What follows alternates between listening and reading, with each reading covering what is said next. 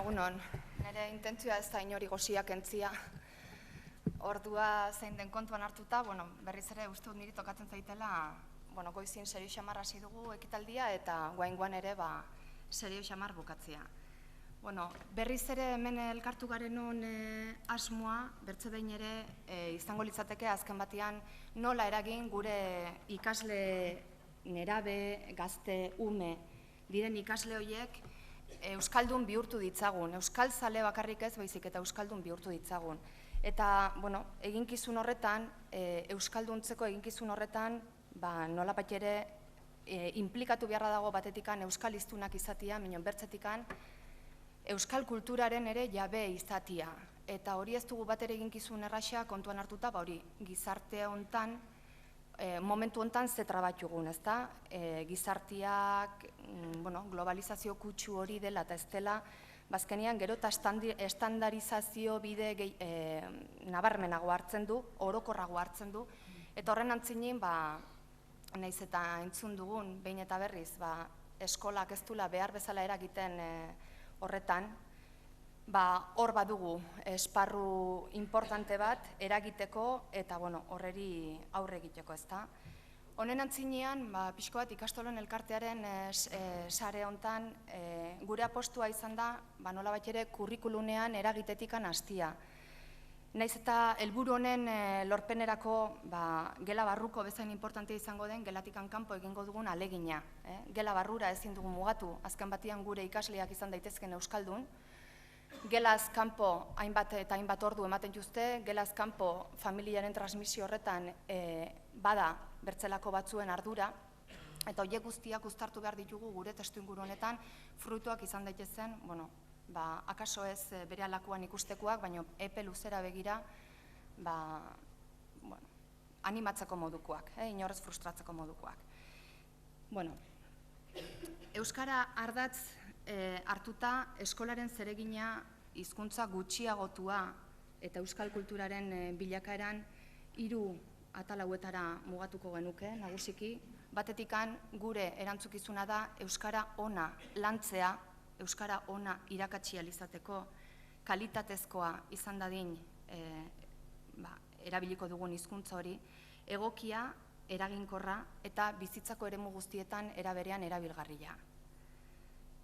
Eta hizkuntzaren erabilera elikatzeko ardura ere gure gain gelditzen da neurri handi batean, ez bakarrik, baino bai neurri handi batean. Erabileran elikatzeak erran nahi du azken batean, modu egokien hautatu beharko genukela zein izango den gela barrenean bideratuko dugun ikuspegia, metodologiko ikuspegia. Eta kasu hortan dudatu gabe ikaslei aukerak eman behar dizkiegu hizkuntzarekin gauzak eraikitzeko, hizkuntza erabiltzeko. Euskal hiztun bilakatu nahi baldin baditugu behintzat. Beraz, ikuspegi komunikatiboa hobestea da, pixka bat gure proposamen honen ezaugarrietako bat. Era berean, eskolaren harreman sare horretan eragin beharko genuke. Harreman sare hori etengabe elikatu beharko genuke. Eta oneri buruz, ni baino naditu hauak diren haunitz aritu dire, bai azken urteotan hitz egiten, eta etengabe dago horren inguruko iritzirik, ezta? Baina garbi dagoena da, badugula beste zeregin bat eskola eremu honetan, eta hain zuzen ere lankidetzan arituz bidera dezakeguna neurri batean. Izango litzateke, bai euskalduntasun horren ikuspegian, nolabait ere dinamizatzaile papera hartzia. Dinamizatzaile modura aritzen baldin bagara, orduan lortuko dugu, fruituak ere bestelakoak izan daitezen.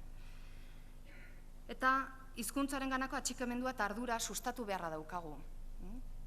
Ezinbestean, hizkuntzarekiko motivazioa pizten baldin badugu eta motivazioarekin batera jarrera baikor bat elikatzen baldin badugu, arduratsuago izango da beraien jarrera hizkuntza horren aurrean. Hortaz, gure ikuspegi honen arabera, nolabait ere hizkuntzaren bitartez kultura gure ganatzen baldin badugu, iruditzen zaigu bai euskara eta bai euskal kultura bana ezinak izango direla.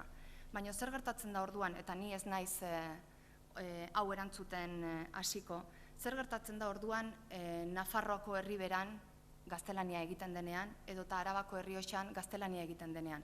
beraiek ere ez aldira euskal kultura horren seinale. Bueno, hitz egin dute gaur goizian adituek kultura horren gainean, hitz egin dute euskal kultura zer litzateken, euskal kultura garbi dagoena da zabala dela, oso zabala dela, eta, bueno, guk nolabait ere maila berean errotutako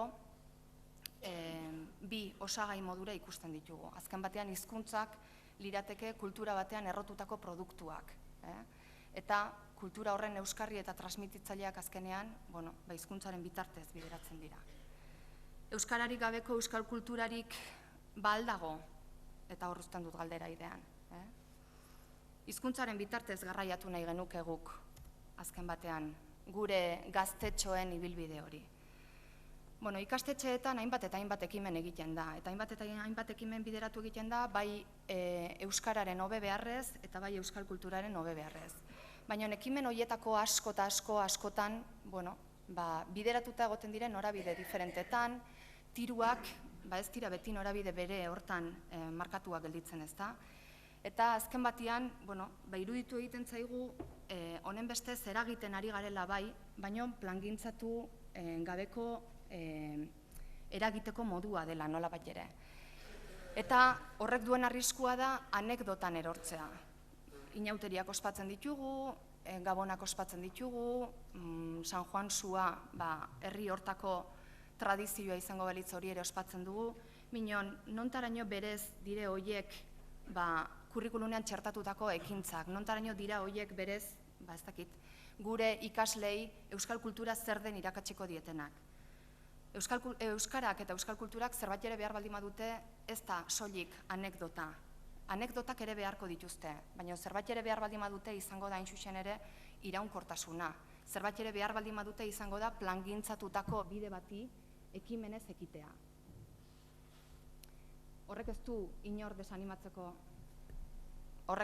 desanimatzeko borondaterikan. Horren zentzua izango litzateke azken batean, pixka eta hausnartzen hasi gaitezen, egiten ditugun hainbat eta hainbat ekintza horietan, guztiak jarri ditzagun norabide berean. Eta alegin horiek gainera kurrikulunean txerta ditzagun. Kurrikulunean txertatzeko alegin horrek ekarriko baitu nolabait ere euskal kulturaren justifikazio egokiena eta euskal kulturaren garabide batez. Garbi dagoena da, gela barruan egingo dugun alegin honekin bakarrikan ezin dugula geratu. Hau mugatzia litzateke pixka bat garabide horren esparrua. Garbi dagoena da, hortaz, kurrikulum proiektuak euskal kultura bermatu beharko luken bezalaxe, beste esparruetan ere, bai familia artekuan, edo bai eizian, eta bai bestelakoetan, albideratu beharko litzatekela euskaraz eta euskal kulturaz jarduteko modua. Guk ikastoletan kurrikulunean txertatzeko alegin hori dagoeneko pixka bat hausnartu egin dugu. Eta hausnartu egin dugu, iruditzen zaigulako neurri batean kurrikulun ofizialak ez duela beti albideratzen euskal kulturaren sustapena. Hezkuntza sistemak ez duela bermatzen aipatu du lehen Iñakik, eta neurri batean izan dezake bere arrazoia. Noren esku gelditzen da azken batean kurrikulun ofiziala? Kurrikulun ofiziala gelditzen da argitaletxeen esku. Argitaletxeek ematen diote azkenean atera bidea, eta argitaletxe horiek izango dira neurri batean gehiago edo gutxiago sustatuko dutenak euskal kulturaren presentzia, euskal kulturaren integrazioa gure kurrikulunetan. Gure ikasleek ofizialatik jetxi egin beharko lirateke kultur iradokizun oinarrizko eta komun horietara. Eta azken batean tokian tokikoa ezagutzera ere iritsi beharko lirateke. Eta hori guztia kurrikulunean nahi gabe eraman beharko genituzke ikasle horiek bide hori egin dezaten. Kurrikulunean beraz nahi gabe plangintzatu beharko genuke. Irakasleak horretarako dudatu gabe prestakuntza beharko genuke, baina horretarako gai ere izan beharko ginateke. Gure adibide hontan, nik ez dut txapa gehiegi sartzeko intentzia, adibidetxotara etorri nahi nuke pixka bat, gure kurrikulum proposamen honetan, hausnarketa horretatikan abiatu ginen. Abiatu ginen hain zuzen ere, batetikan. Motibatu egin behar ditugu ikasleak, nondikan hasi ikasleen motivazio egokirako dudatu gabe hautatu beharko ditugu beraien interesguneko elementuak, beraien motivazioa pizteko eragingarriak izan daitezken elementuak. Horren arabera, pixka bat interesgune horiek iritsi beharko lirateke disiplina arlo guztiei erantzun bat ematera, disiplina arlo guztiak modu globalizatuan landu beharko genituzke modu hontara, bide batez hizkuntza tresna baliatuta. Hizkuntzaren trataera hortaz behikularra eginez. Beraz, hizkuntza iritsi beharko litzateke azken batean, ziurtatzera, bai ahozko, bai idatzizko maila horretan, bai disiplina arlo guztietarako beharrezkoa den tresna eta beharrezkoa duten kodea menperatzera iristen direla, eta gainetikan txertatu beharko genituzke interesgune horretatik abiatuta disiplina arlo guztietan ez berariaz modu aparteko batean landuta euskal kultura bera. Euskal kulturak ez du aparteko konpartimenturik behar. Euskal kulturak behar duena da errotze bat egunerokotasun horretan. Ez soilik ospakizunen aurrean, errotzea bestelako esparruetan. Eta hori bai guk, bai urtsintxa HH-ko material horrekin eta bai LH-erako prestatutako txanela material horrekin, nola baitere biltzera iritsi gara. Testu liburu batean biltzeak ez du erran nahi, bermatu egingo denik. Baina hau da egiten dugun alegina. Hemendikan norberak, pixkat bere prozesua hausnartu beharko luke, eta hemendikan norberak egin beharko luke, bere bilakaera eta bere iraunkortasuna eman, benetan euskal kultur hori errotuta geratu dadin. Gure material honek edo gure esperientzia honek, gure proiektu honek azkenean ezaugarri batzuek biltzen ditu. Lehenengo ezaugarria da euskal dimentsio hori disiplina arlo guztietara iritsi egiten dela, bihurtu egiten dugula horretara. Euskal kulturaren elementu bereziak diren euskal kulturaren elementu oro, bai tradizionalak eta bai gaurkotze gehiago izan dezaketenak, gaurkotuago egon daitezken horiek, modu sistematikoan landu egiten dira eta esplizituki adierazi egiten dira. Hemen adibidetxo bat bildu nahi izan dizuet, ez dakit osongi ageri den, baina, testu inguru honetan LH-ko umeak lantzen ari dira momentu honetan unitate hau komikia hontara iritsi aurretikan Ameriketako gizataldeak aztergai modura. Hori da beraien testu ingurua. Testu inguru horretan iristen dira Ameriketako gizatalde horien hainbat eta hainbat erritual ezagutzera. Hoiekin kontrapuntuan nolabait ere sartuko litzateke, udako solstizio horren aurrian euskaldunok daukagun ohitura. Baina honen helburua ez da bertzerikan gabe San Juan zuen inguruko tradizioa erakustea. Honen bigarren helburua izango litzateke, hemendikan norberak ustu dezan bere herriko, bere ingurune hurbileneko tradizio hortara, eta era berean komunikazioan jardun. Hemen badaude bestelako helburu batzuk ere. Hau, nolabait ere, beste lurralde horretako gizataldeen erritualak ezagutzeko bide bat da. Baina berezko helburuak ere izango lituzkenak, hizkuntza helburua kasu hontan. Baina hizkuntza helburuekin batera joango liratekenak azken batean, gizarteko, jakintzagaiko bestelako helburu batzuk.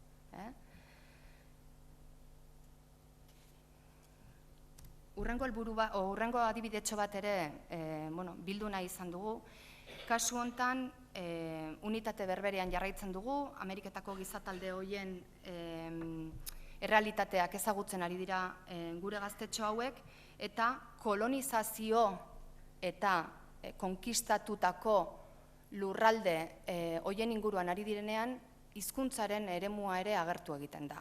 Eta ingurune horretan, errate baterako, pidgina zer den agertu egiten zaie ikaslei lehenengo aldiz. Pidgina adibide praktikoetara ekarri egiten da, eta beraiek ikusi egiten dute, beraien errealitatetik une honetan gertu dagoen euskainol edo euskara erdara moduko bat egontzela duela urte mordoxka bat, eta hori izan zela bertzelako gizatalde boteretsuago baten, nolabait ere, aztarna edo ez. Orduan, testu inguratuta dago, eta honek aitzakila ematen die ikaslei momentu konkretu batean beraien errealitate linguistikoari buruzko hausnarketa bat ere egiteko. Baina abia puntua beti izanikan, garai bateko zibilizazio horiek bizitutako egoera. Bigarren ezaugarri bat izango litzateke gure esperientzia honetan proiektu irekia dela. Eta proiektu irekia dela diogunean, azken batean erraten ari garena da, Euskal Herrialde guztietako erreferentziak aurkitu beharko lituzkela hemen LH-ko ume batek, LH-ko ikasle batek. Horrekin batera, identifikatuta sentitu beharko litzateke ikusten duenean bere hizkuntza ere maila horretan agertu egiten dela, bere hizkuntzara ere makurtutako egitasmoa dela. Eta bere hizkuntza horretara, bere euskalki horretara makurtzeko ahalegina irakasleak berak egin beharko luke. Liburuak berak eskaintzen dituen aukerak, badira, baina aprobetxatu egin behar dira dagoen aukera guztia hori horrela izateko.